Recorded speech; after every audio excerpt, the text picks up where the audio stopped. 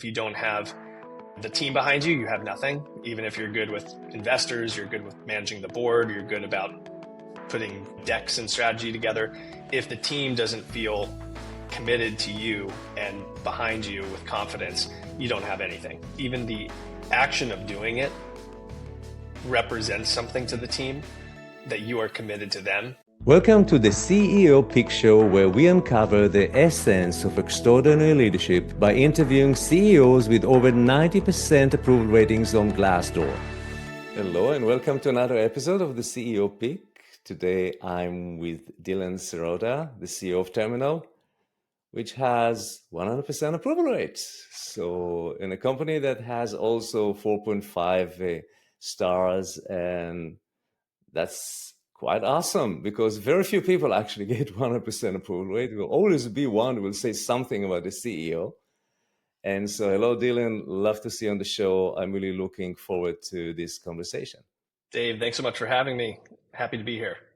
Yeah. So, okay. So what's your secret? Let's get straight into it. What was that magic sauce that 67 people say that you are a great leader? Well, what's that? What's the secret sauce?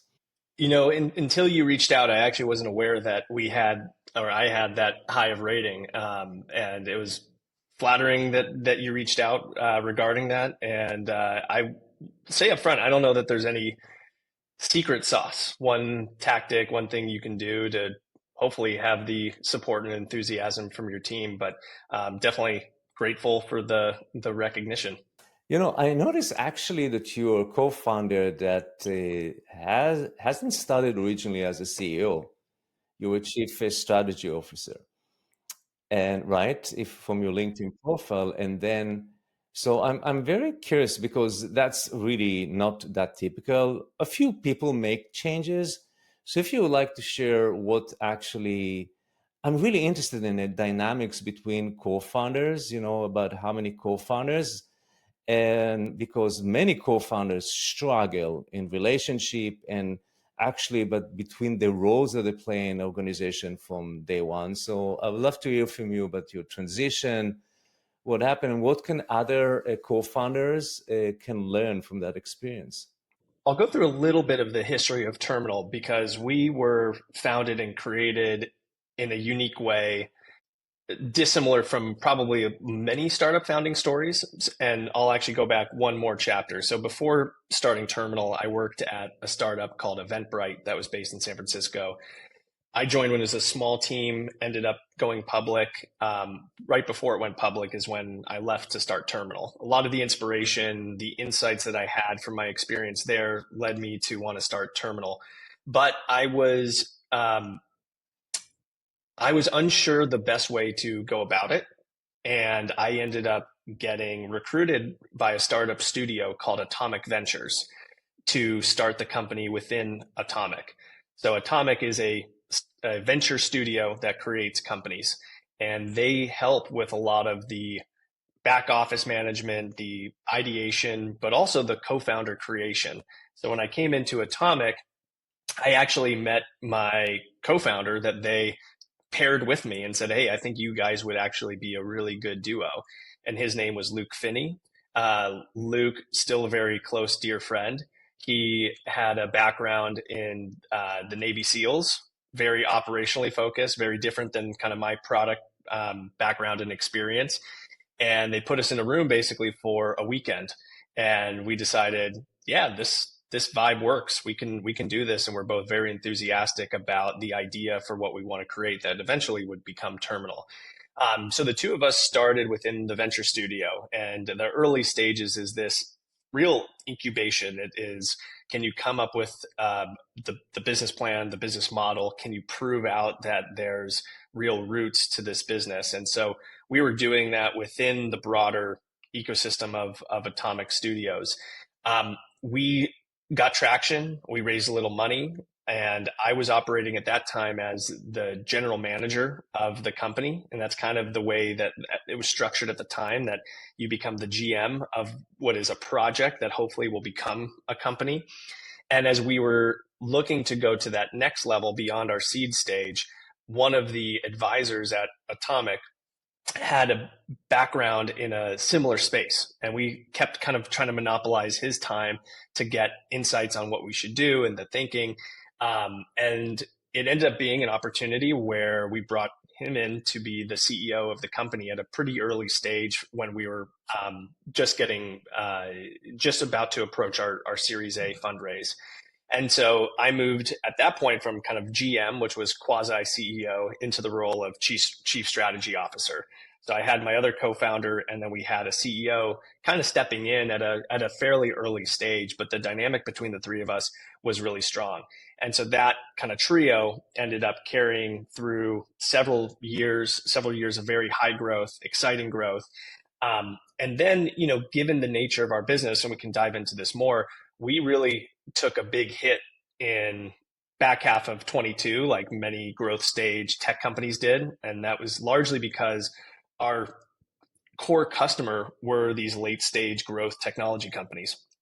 As interest rates went up, cost of capital became more expensive. A lot of them had to all of a sudden really downsize. And so that pulled back a lot of our revenue to the point where we had to start shrinking our team. And at a certain point, it made sense for kind of a new change in terms of leadership going forward, in terms of taking a team that was once about 115, 120 people down to under 50 people. We basically had to almost like refound the business. And I stepped in at that point to be CEO and changed over the leadership team to start this next journey of the company. And that's been for the better part of about 2 years so far that I've been in that role.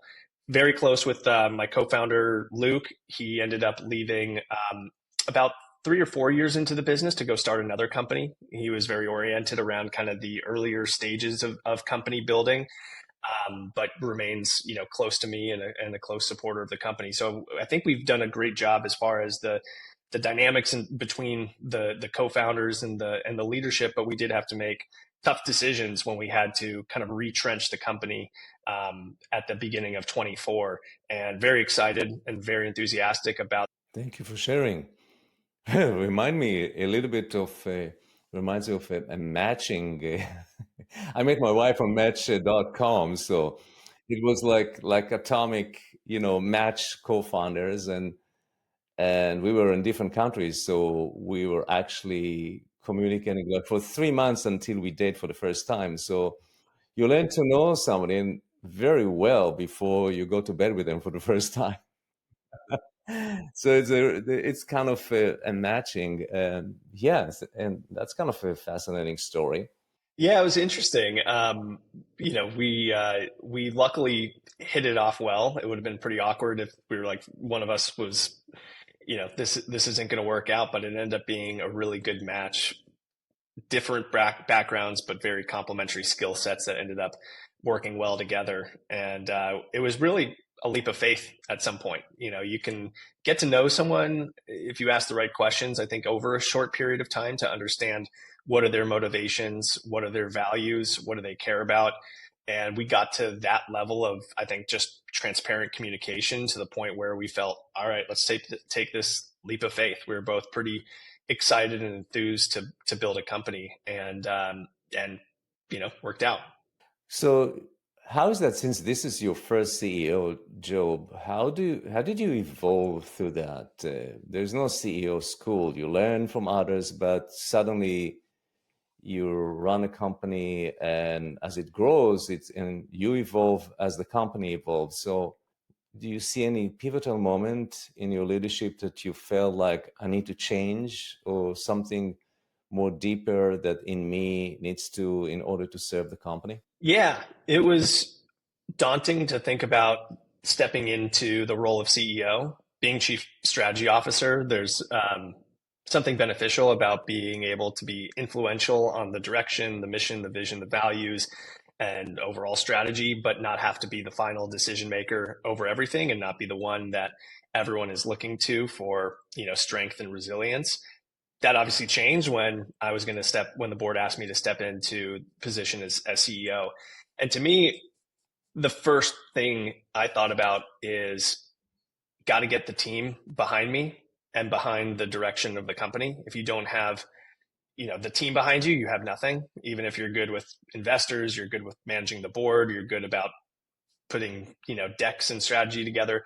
If the team doesn't feel committed to you and behind you with confidence, you don't have anything. So that was the first thing that I was thinking about is how do I kind of reset myself within the company and build that connection with the team that they can trust me and that they can have confidence that this new direction, this new leadership is going to actually carry us over into, the promised land where we want to be in terms of our vision for the company. And that was really my first focus, was getting the team behind us.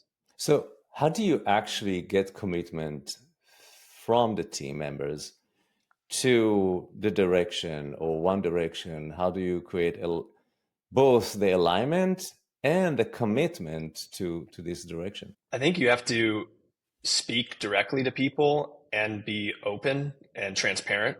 When I took over, it was a tough spot. We were on the heels of our third reduction in force in about a year. We had taken the team to a what was supposed to be a short-term salary decrease to help us keep more team members through kind of a difficult period where we were adjusting to resetting market conditions. And so the team, I think, was worried about their jobs. They were worried about the company and the direction. There were a lot of, frustrations that were there. And I thought the best way to do that is meet everyone head on. And so prior to officially starting CEO role, when it was announced, I had a one-on-one with everyone in the company and a sit down where we could just talk.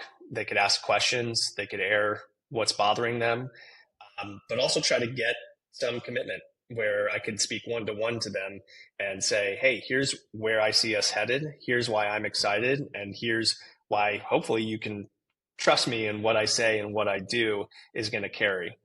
And I felt like that really helped. It's something that seemed somewhat just basic, just talk to every person in the company. It takes time, it takes coordination to do that. But I actually see that missed in a lot of companies by taking the one-to-one time. It's easy for a CEO to get up on all hands and talk to everyone, or it's easy to join a team meeting and you talk to to few people. But the one-to-one time, I think, really helped create that trust. And it's something now I try to do every year, is a one-on-one with every single person in the company. Obviously I have a lot of one-on-ones with, close team members or skip levels, but doing it at least once a year with everyone in the company, giving them, at least 30 minutes of my time to have a discussion, get to know them, but do it on a level that is private, that is comfortable, and that we can just speak pretty openly. And I didn't try to shy away from the things that I knew were challenges. I didn't want to try to say everything is, rosy and everything's going to be all right. I wanted to be pretty honest that we've got these tough challenges, but we've got a plan. We've got the team around us that we're going to face them and overcome them. And I think that accessibility was very helpful at the early stage of at least everyone feeling like, hey, I got the chance to speak, to meet, for Dylan to hear my thoughts. And I felt pretty confident going into the year that helped create at least some bonding between me, my new role, and the rest of the team. I love this approach. I think so many CEOs are actually afraid of skip levels, or they don't have the time, or of course, when you scale, you cannot meet every employee when you have thousands of employees, but when you go deep into the organization to meet people at all levels, you learn so much as a CEO. When I started my career in manufacturing, we have a huge plant, a few of them. I saw my boss actually walk the floor, and I learned that to walk the floor, that in the old time that we had offices and meet every person in the organization. You learn so much, and the interaction is creating that commitment. So totally. I think it's just even the action of doing it represents something to the team, that you are committed to them. You're not doing this because you want to just have the CEO notoriety, or you don't, it's just not just so you can interact with the board and do, the CEO things. It's that you actually care about the individuals, and you're starting with team first, and then you're building into the next layers of strategy and execution and performance. And now thinking about it, I guess it was actually pulled from an example when I was at Eventbrite. We were, probably a 400 or 500 person company, and we brought in a new CRO to the team. And now I do remember one of the things I was surprised about at the time is that the first thing he did was one-on-ones with every person in the in his organization, and taking very detailed notes, synthesizing it, but getting a real deep pulse by going to the source. I think was effective, and probably in some way in the back of my mind, I was kind of pulling from that in this world, we're kind of stepping in from not CEO to CEO. The first thing I got to do is really check in with everyone and get my own pulse on what's good across the team, where are their concerns, and start that trust building layer. And that's a way actually to overcome all the biases and the filters, which information actually goes up to the CEO. You get unfiltered raw data, regardless of what you hear from the executive team, because people bring their own biases, right? And the fact that we are doing that skip level, we really connect with what's going on in the real world, in the field. Exactly. Yeah, big believer in trying to go to the source when there's anything that you want to learn. As much as I love and trust our executive team, there's nothing that beats kind of understanding where there's friction, where there's challenges, and also the insights of like where there's opportunity by speaking to everyone who's really on the front lines. And so I try as best I can to try to stay as close to that as possible. That's a good segue to friction. I love friction. I love conflict. There are so many conflict avoiders actually in corporations that enable to, people that are not afraid of conflict to create like a power dynamic. So I think that teams that become very effective in conflict are highly effective teams. So how do you actually deal with conflict? You mentioned that friction, you went through a hard time during the COVID time. And how do you actually face conflict? How do you bring it to alignment when people are in disagreement? What is that? What's your strategy, and what culture you created in a company around conflict? I guess conflict in many ways is unavoidable. Some people think doing one thing is the best way. Other people think doing the other. Some people think we should be focused on this. Other people think we should be focused on that.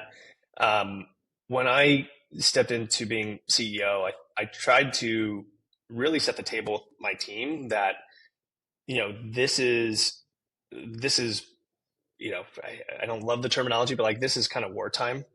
Like, we need to get through this period. We need to get back from where we were kind of on defense to playing offense to get back to growth. And we were not going to waste time having conflicts around the wrong things. And that's probably the first priority I tried to make, which is actually conflict avoidance, but not to avoid conflict on the deep strategic issues, but to put everything that is noise to the side. And anything that is a low priority, we're not going to spend the cycles on trying to hash out, different hues on a web page or other things that really didn't matter. We were going to just push those aside, make decisions quickly, and not overthink the things that we needed to. I think that's one thing that I've seen at other organizations is that conflict arises oftentimes on the things that are almost not the most important things. And so I think my philosophy has been, let's push out all conflicts that don't really matter and focus really on the primary. And from there, I think my general perspective is I like to gather data directly from sources, be able to have all of that data presented, be able to have deep discussions with my executive team or functional teams that are making certain large decisions, time cap it. We're not going to argue and debate about something for longer than maybe 1 or 2 meetings. We're going to make decisions quickly, and we're going to iterate on those decisions. And ultimately, I do believe that big decisions at companies have to be made by the CEO. There's no way around it. And so there has been times where I have overridden a decision from a member of our leadership team. I've overridden decisions when it's been opposed by the whole leadership team. But ultimately, I do feel like that responsibility does have to rest with someone, and that has to rest with the CEO. And there are some things where we can get into full alignment and agreement on, which is fantastic. And there are other things that there's going to be differing opinions on. And I want to respect everyone's opinion and thoughts and insights. But ultimately, there are select decisions that have to be made by one person at a company, and that one person is the chief executive. And I've always tried to explain why I might be not going along with someone's opinion, and the reason for that. Because I think sometimes if it's a decision in a vacuum, people might think it's personal.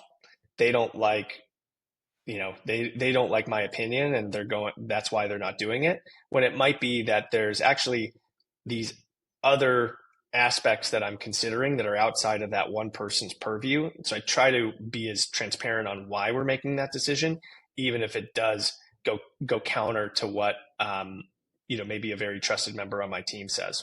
I'm going to ask you a tough question. What triggers you as a CEO? When do you feel triggered? What issues, and how you react when you're triggered? I used to be triggered when I was a CEO. I think the biggest thing is I need access to information, and I don't like to hear about things after the fact when there's been communication that has maybe been muffled or suppressed. The worst thing is hearing bad news, but having it be delayed and not having the right context around it. That's probably the thing most triggering. Is I want to feel like I am as clued in to what is happening in the business as possible. I can't be everywhere, so I do have to rely on people, teams, systems, and processes to get that information. But if I am behind the ball on something that is happening, or bad news that is coming, or not being able to be involved in a decision or engagement where I could have played a part in maybe changing course or at least just following along, that's probably the thing most triggering. Is I need to have good information. You can't operate without the data, without information. And so if that is suppressed, that's definitely triggering. I think outside of that is I really expect operational performance and excellence from the team. And I hate seeing things slip when they're in our control. I think that I've got a pretty good sense of what is in our control and out of our control. When we work with our customers, I can't affect how their business is performing, their revenue is growing or decreasing, and that, independent of us, sometimes impacts us. If they're growing like crazy, they're going to keep investing in hiring through our platform. If their business starts to suffer, they might be downsizing the engaged teams that they have with us. Those are things that have impact to us, but I don't have direct control over those. So I try to separate the things I have control over versus I don't. And so that's where I focus on what can we control as a team and as an organization. And it is everyone clearly knowing their role, executing it to our full ability, and then being very centric about our customers to make sure we are doing right by them. But we are on the ball at all stages. So anything that is within our control, I want to push our team to be excellent at the performance of their roles, their tasks. And obviously hate to see where we have dropped the ball versus things that are outside of our control. So I hear in some way underlying behind it is that in many ways we don't have control on the outcomes when it comes to revenue, especially when your revenue depends on your customers, state of the business or state of the economy or state of whatever. And COVID was a good example, right? You can have a great budget before, and then something happens. Other company, it was tariffs or whatever it is, right? And so it seems like what you see as having control is more the processes that lead you to the outcomes, but not just the outcomes. Did I get that right? Yes. Yeah. I think that it's, yeah. Let me phrase it maybe a slightly different way as well. I The outputs, the KPIs, the revenue, the targets, all those are good to track, shows you directionally kind of what's happening in the business, but those are all somewhat lagging indicators. I look at inputs. Are we doing the right things? There's a great book I probably have on the bookshelf back there, um, that I think is pretty common really in CEO circles, but the score takes care of itself. Um, it's about the 49ers, the most winning 49ers coach. And basically the idea is you don't think about how many points you want to score. You do the right things on the field and the score is going to take care of itself. And that's definitely part of my philosophy is we can have revenue targets and it's good to kind of manage expectations and obviously have plans and goals. But where we should be spending time is doing all the right things on the field, executing. And if we do that really well, we know that the score is going to take care of itself. So that philosophy definitely plays into just like where I want to focus, which is again, those things that we have to control. Those are the inputs, not the outputs. Yeah. And how do you bridge that world with the world of the board, especially VC-backed company, which the focus is primarily on the outcomes and how the tension between kind of the sandwich that you are between the board demands and the executive team and the rest of the organization, that you led by KPIs, OKRs, and inputs, while the board is usually looking only at the outcomes and don't really care about the inputs that you put there. So how do you bridge the two worlds? I think they are two worlds. Yeah, I think, at the end of the day, what you focus on with your team to get the outputs is very different than how you interact with your board and reporting, the outcomes and where you are. Um, so I don't think there's not like I think a blend that you use for both. You have to kind of operate your team in a operator mode and you have to manage your board as a fellow board member and looking at the business more 30,000 feet up than directly at ground level, which is how I like to operate on a day-to-day basis. Um, and I think with the board overall, it's the same type of trust building that you need with your team. The board is, if they trust you, they're going to ask very tough questions, but they're not going to second guess you. If you have a good board, they know that they are not on the ground. They don't have the full picture. You are the only one as the CEO who has that full picture and is packaging that up to be able to share progress and outcomes with the board. But I think good boards, as long as they trust the CEO and the operator, they're going to ask tough questions. They're going to challenge, but they're not going to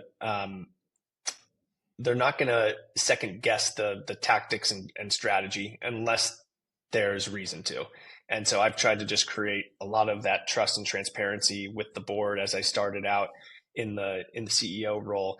And I feel grateful that the board has been very supportive of me. And they have seen the journey that we're on, where we kind of started when I took over and where we are today, profitable and growing.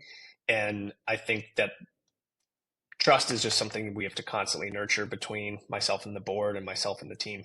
Yeah, totally agree. The transparency leads to trust, right? And what else can lead, especially in relationship between the CEO and the board? And I work with, I coach a few leadership team that I was surprised how much time they spend before board meeting on window dressing Yeah. and beautify the numbers and it was shocking actually how much they could have done in working on the business rather than preparing for board meetings and the stress that they had and how to manipulate that it will look good, right? And I never attended their board meetings, but I'm sure that there's a lack of trust because there's lack of transparency, right? The board Yeah. will feel it, will smell that, even if they won't know exactly all the details of the strategies that they take, right?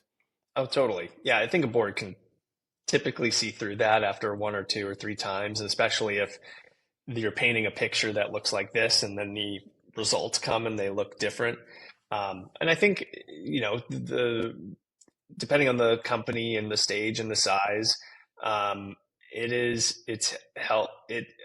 I would hope that boards um, recognize that they don't want to be a tax on the operations of the business. And so making sure that the board and the CEO and executive team are in alignment with what do you as the board need from us to feel like you are doing your job as far as the governance of the company and being strategic advisors, while at the same time, we don't want to be spending 2 weeks before every board meeting taxing the business by pulling all the executives away. And I feel like you need to kind of set those expectations, and hopefully boards don't set unreal expectations that actually take away from the business. And I have seen that through friends of other companies and their boards that expect so much that it is almost this overload that has to happen without actually just focusing on the two or three things. And that's kind of my philosophy at the board is give you the information, dig in where you want, but we're going to try to focus on the two or three things that matter right now for the business. And we try to also share a lot of information asynchronously. And so one of the things that we do is a week before the board meeting, we send out a metrics deck that gives you just all the KPIs, data cuts that we've pre-agreed with with the board. And basically the board can read through that, understand exactly what's happening in the business. So when we get to the board meeting, we're really dialed into 2 to 3 things that I want to get through. The other thing that I do before every board meeting is I send a memo. And the memo is just written form, about 2 pages long, and it gives them just my voice of where I am at, my headspace, where I feel like we're performing well, where the challenges are, and then teeing up the narrative for the board meeting. That here are the 2 to 3 things that I think matter most that we're going to talk through, spend time on. And that way they've got basically the metrics deck, they've got that kind of overview of all of the data. Then it gets narrowed into my perspective, which is the narrative for the board meeting, the here and now, what's working, what's not working, and what is keeping me up, and what do I want to focus on solving or doing or changing.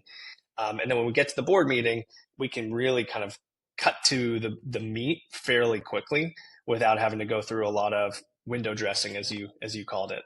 One phrase you said was really resonated with me, that there are no two worlds. So I pull back the question that I asked you. It was a stupid question. No, seriously, the way that you answered it, I think that that's actually really key, that there aren't two, because if there's a mindset that there are two worlds there between the board, and then you live between the tension and the differences between. But if you see them as one cohesive, you have that transparency. There is no, you go to board meetings and to management meeting, we speak the same language and we have the same data, and not trying to be in the pressure to show them something different than we talk within the C-suite, right? Yeah. I remember one experiment that I did with the board. I invited the board to the strategic planning, and I thought that they will refuse to come. All the board members attended a strategic planning for what we do every year for the next year.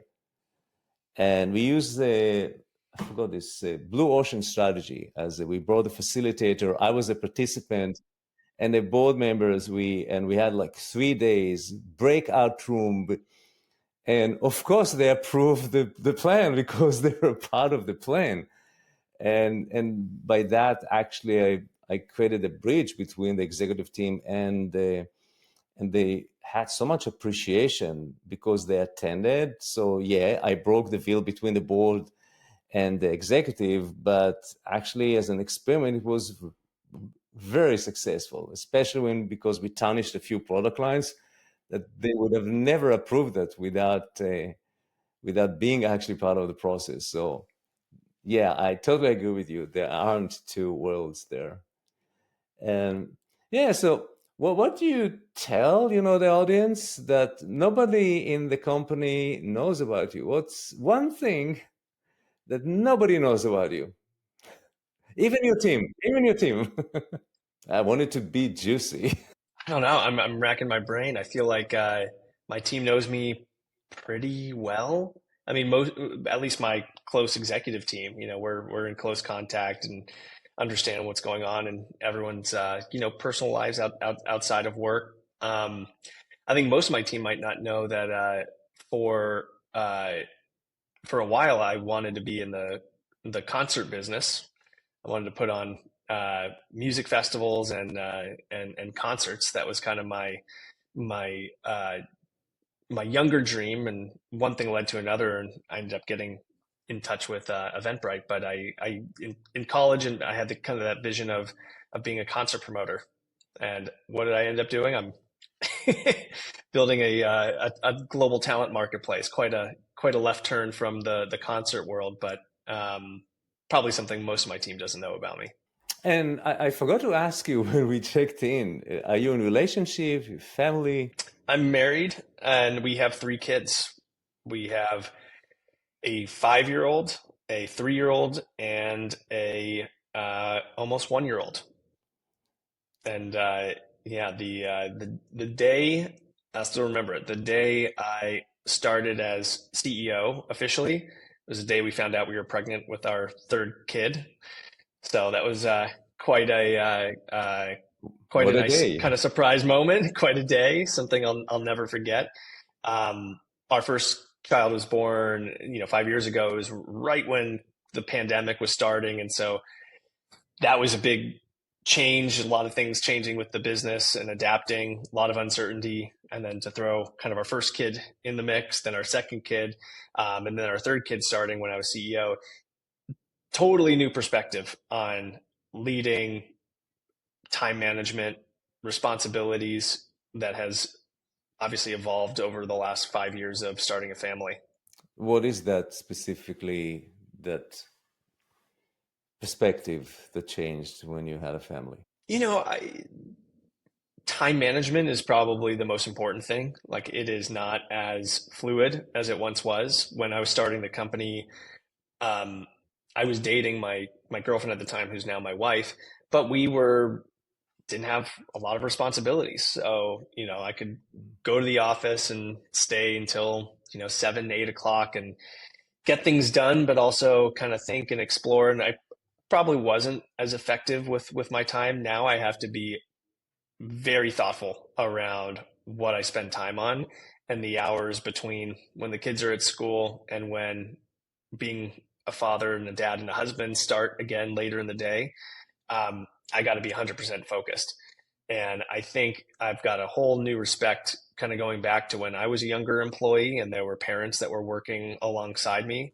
Whole new respect, I think, of how it just changes your mentality.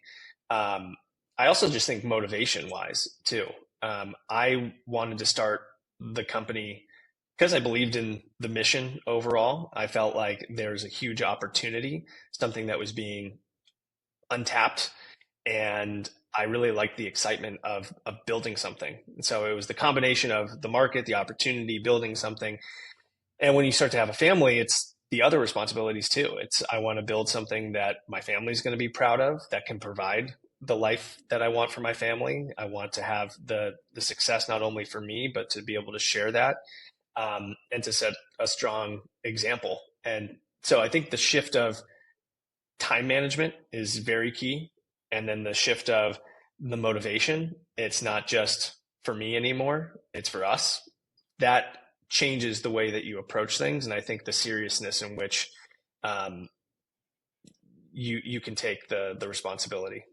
Yeah, and I have also three kids. All of them are grown-ups in their late 20s, 30s, and I see a lot of parallels between parenting and leading. And the way that we show up at work as leaders is the way that we show up at home as parents, and the other way around. And that's the reality. Most people think that they're a different personality at home and at work, but that's not true. We are the same person at Go, right? And I was a control freak at work, and I was a control freak at home. It was pretty much the same, right? And luckily, I I worked on that. But so the beneficiaries were both my kids, my wife, and everybody in the organization. And the same about listening and so on. So yeah, thank you for sharing that. Hmm? It definitely keeps you humble too. You know, you can go from an all hands meeting where everyone's looking at you. You're the CEO. You have kind of this aura of decision making, and you know, I think that just by nature of the position, you have the team that hopefully respects you.